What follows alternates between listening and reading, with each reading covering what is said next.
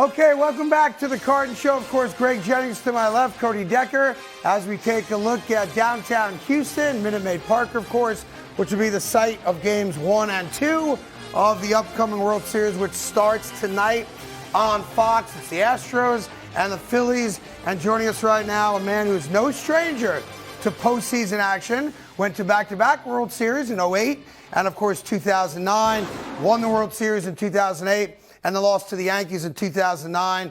But we bring in now Mr. Ryan Howard. Ryan, thanks so much for joining us. Good morning. How you doing today? Hey, good morning. Thank you guys so much for having me, man. Doing well. I can't believe it's been a decade since you last played baseball for the Phillies, and I wonder how much your World Series experiences are now rushing back through your brain as your beloved Phillies get ready to try to win another one. Yeah, it's been a minute, but it's been fun to watch these guys kind of come into their own. Obviously, gelling at the right time, playing very unselfish ball, and they've got the buzz going back in the city again, man, and it's fun. And for those guys to get to experience that type of electricity, that type of feel from the fans and from the crowd, that's what it's all about. And being able to now go out and try to compete and win a World Series.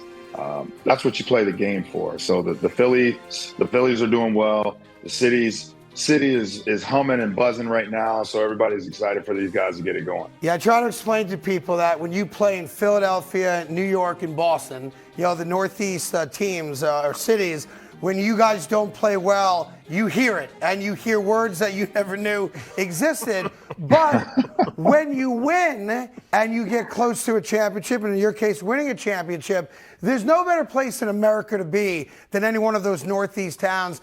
And you've experienced both, which brings me to your take on Bryce Harper. When you played for the Phillies, you were the guy. If you didn't play well, you would be the first guy fans would get on.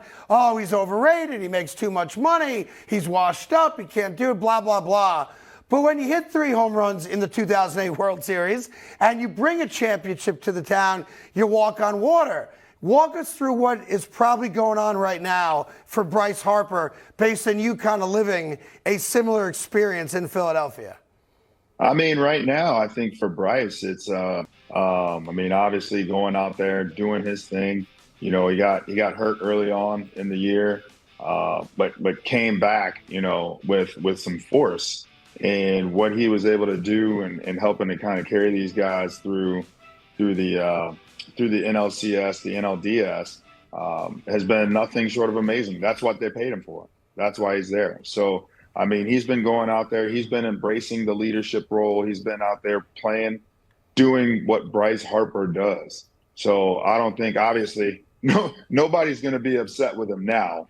I think if it were to ever be later on in the future, if it was the tide were to kind of turn, I think he's in such a place mentally where I don't think that affects him, because I think he's going out and just trying to live up to his expectations and not live up to anybody else's expectations. Ryan, you mentioned Bryce Harper and everything that he's doing. My question for you is about Bryce, not just about Bryce Harper, but the rest of that Philly offense. Do you think it's going to be the long ball that's going to push them through in this World Series? They're not afraid to put some balls in the seat. Obviously, with what Schwarber did, hitting that ball in San Diego, which balls do not travel like that in San Diego. So Schwarber is a very strong man.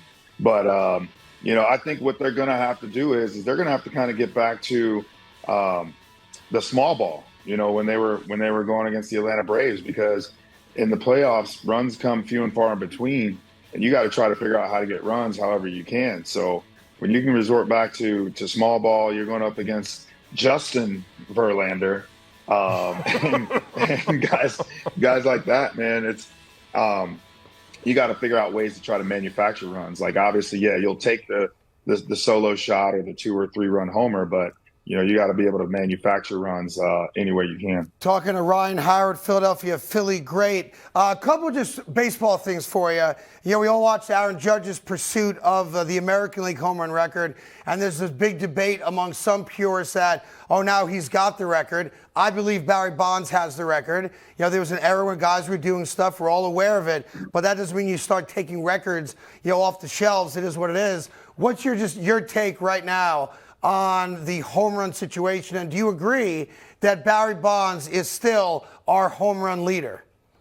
Hey, I mean, if they're going to recognize 73, man, then that's what it is. I mean, obviously, people that are gonna say like, hey, you know, Aaron Judge is the new is the real home run king or whatnot. But I mean, it's whatever Major League Baseball is recognizing. Everybody's going to recognize what it is they want to recognize. What do you recognize as a guy who played? I mean, I'm looking at berries. I'm looking at berries. I mean, that's what's out there. So you gotta respect that.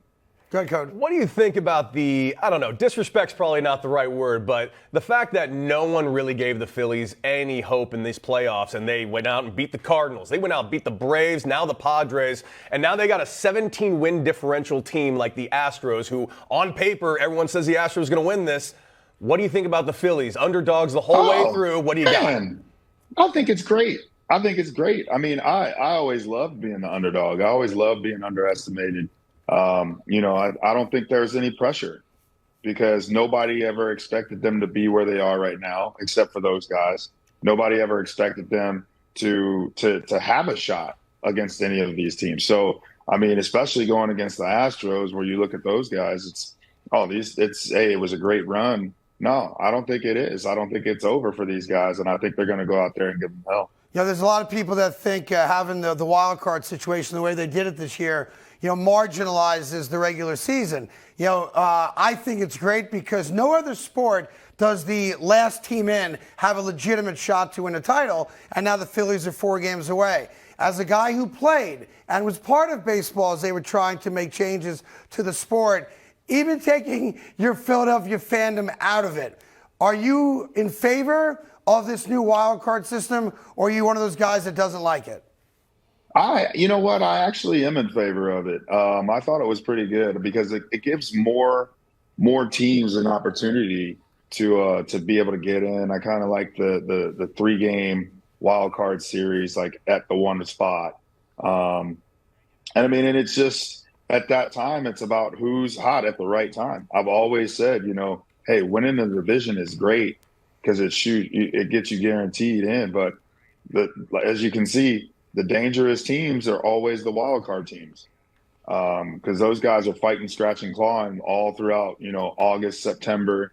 And then who'd you have? You had the last 2 wild card teams in from the National League with the Padres and the Phillies playing to go to the World Series. Now I'm going to ask you. It's just about who gets hot. I'm going to ask you a question I know the answer to, but I wouldn't be doing my job if I didn't ask you the question.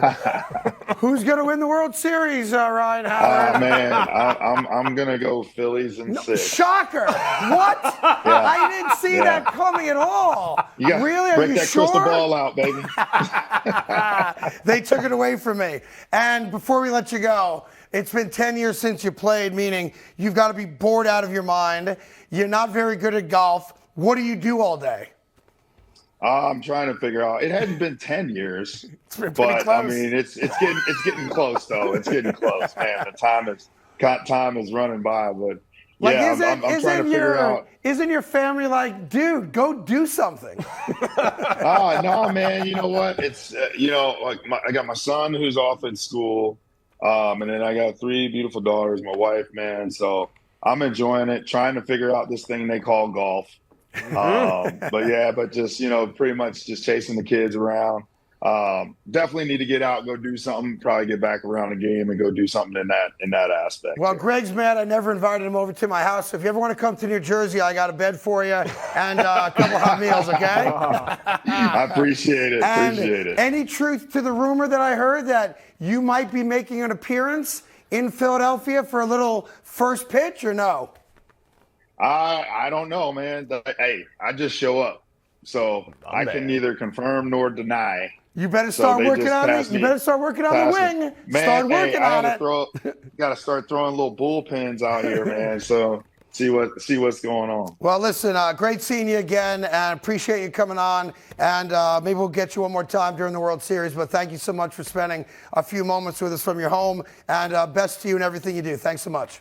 All right. Appreciate it, guys. Hey there, thank you so much for watching The Carton Show. You can subscribe right here to get all the latest bits and segments from the show. And by the way, while you're at it, we have a lot of great shows on FS1, so check them out too.